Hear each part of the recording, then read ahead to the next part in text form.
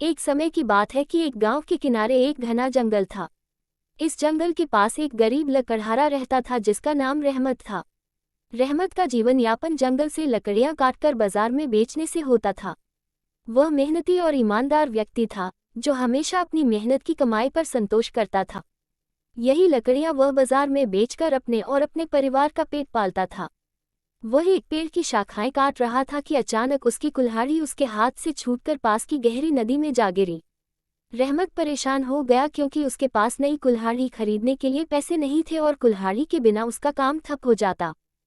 वह दुखी मन से बैठा रहा और भगवान से प्रार्थना करने लगा, हे भगवान, मेरी मदद करो, मेरी कुल्हाड़ी वापस दिला दो। अचानक नदी में एक अजीब सी हलचल हुई और पानी से एक जादुई परी प्रकट हुई। परी ने रहमत से पूछा, तुम क्यों परेशान हो? मैं तुम्हारी मदद कर सकती हूँ। परी ने नदी में गोता लगाया और कुछ देर बाद एक चमचमाती हुई सोने की कुल्हाड़ी लेकर वापस आई। उसने रहमत से पूछा, क्या ये तुम्हारी कुल्हाड़ी है? रहमत ने कुल्हाड़ी को ध्यान से देखा और ईमानदारी से जवाब दिया, नहीं, यह मेरी कुल्हाड़ी नहीं है। मेरी कुल्हाड़ी तो साधारण लोहे की थी। वह फिर से नदी में गोता लगाकर वापस आए और इस बार चांदी की कुल्हाड़ी लेकर आई। उसने रहमत से पूछा, क्या ये तुम्हारी कुल्हाड़ी है?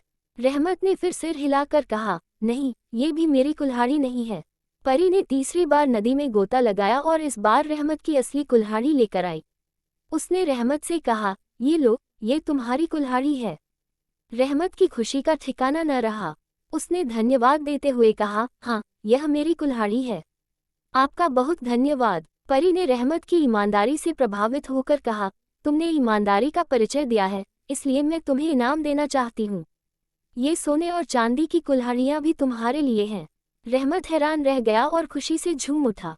उसने परी का धन्यवाद किया और कुल्हाड़ियाँ लेकर खुशी खुशी अपने घर लौट आया।